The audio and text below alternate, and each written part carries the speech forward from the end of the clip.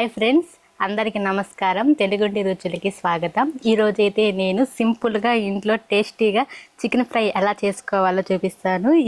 ఇక్కడైతే నేను అరకే చికెన్ అయితే నీట్గా కడిగానండి 2 సార్లు. చికెన్ని ఇలా చిన్న చిన్న ముక్కలుగా కట్ చేసుకొని మనకు కావాల్సిన సైజులో ఒక 2 టైమ్స్ కడిగి పెట్టుకోవాలి. ఇప్పుడు కడిగిన తర్వాత ఈ చికెన్ ఇందులో వేసి కుండలో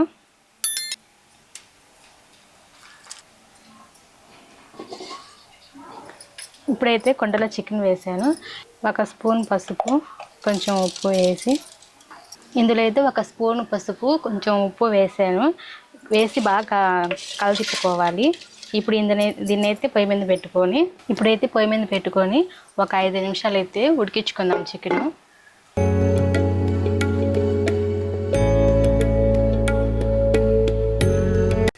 ఇప్పుడైతే 5 నిమిషాలు అయ్యిందండి.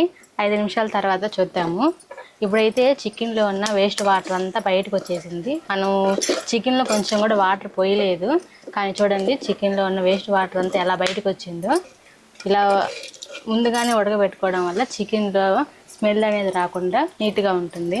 చికెన్లో ఉన్న వేస్ట్ వాటర్ అయితే బయటకు వచ్చేసిందండి. ఇప్పుడైతే మనం ఈ చికెన్ని ఒక గిన్నెలోకి తీసి పెట్టుకుందాము.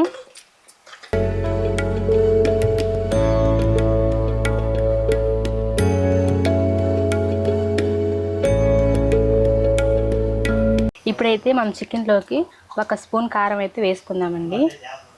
ఆల్రెడీ దీంట్లో పసుపు వేసుకున్నాం కాబట్టి పసుపు అనేది అవసరం లేదు. ఉప్పు, రుచికి తగ్గ ఉప్పు వేసుకుందాము.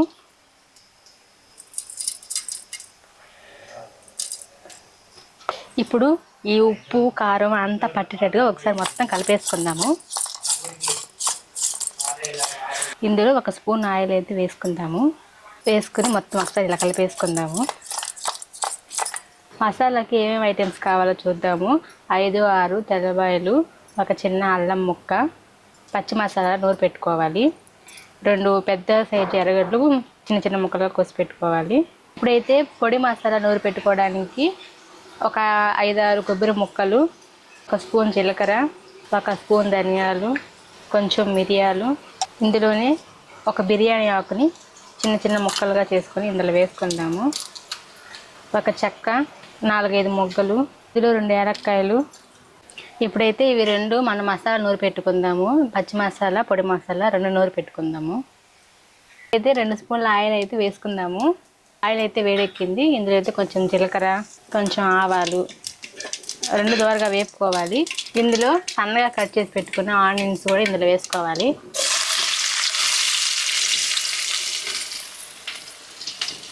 ఈ ఆనియన్స్ గోల్డెన్ కలర్ వచ్చేంత వరకు వేపుకోవాలి. ఆనియన్స్ అయితే లైట్ గోల్డెన్ కలర్లోకి వచ్చాయి. ఇప్పుడైతే ఇందులో అల్లం వెల్లుల్లి పచ్చి పేస్ట్ అయితే ఇందులో వేసుకుంటున్నాను.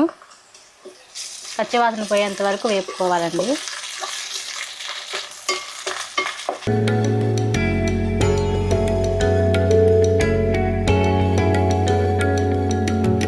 ఇప్పుడైతే మనం ముందుగా కలిపెట్టుకున్న ఈ చికెన్ అయితే ఇందులో వేసుకుందాము.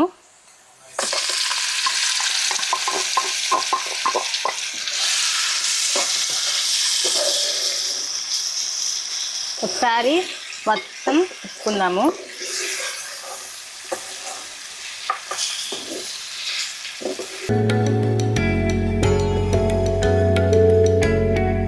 చికెన్ అంతా ఒకసారి మొత్తం ఇలా తిప్పుకోవాలండి.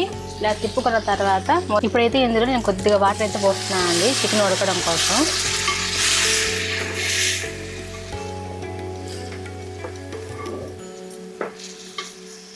ఇప్పుడైతే మూత పెట్టుకొని ఒక 5 నిమిషాలు చికెన్ అయితే బాగా ఉడికించుకుందాము.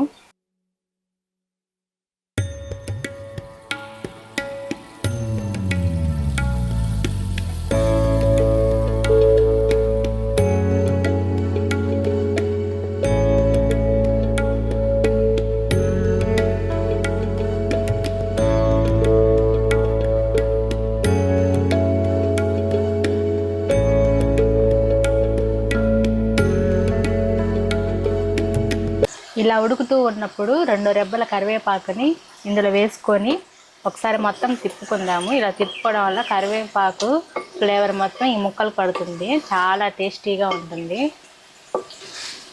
మనం ముందుగా నూరు పెట్టుకుని ఈ పొడి మసాలాను అయితే ఇప్పుడు ఇందులో వేసుకుందాము. వేసుకొని ఒకసారి మొత్తం తిప్పుకుందాము.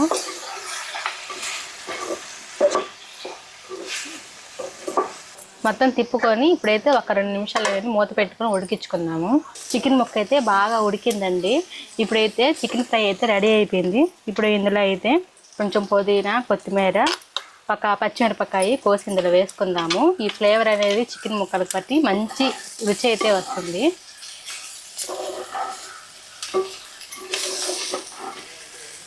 చికెన్ ఫ్రై అయితే రెడీ అయిపోయింది. ఇప్పుడైతే వేడి వేడి చారన్నంలోకి ఈ చికెన్ ఫ్రై అనేది చాలా రుచిగా ఉంటుంది. ఎంతో టేస్టీ అయిన సింపుల్ చికెన్ ఫ్రై అయితే రెడీ అయిపోయింది. ఇప్పుడు ఎలా ఉందో టేస్ట్ చేసి చెప్తాను. చాలా టేస్టీగా ఉందండి. మీరు కూడా మీ ఇంట్లో ఇలాగే ట్రై చేయండి.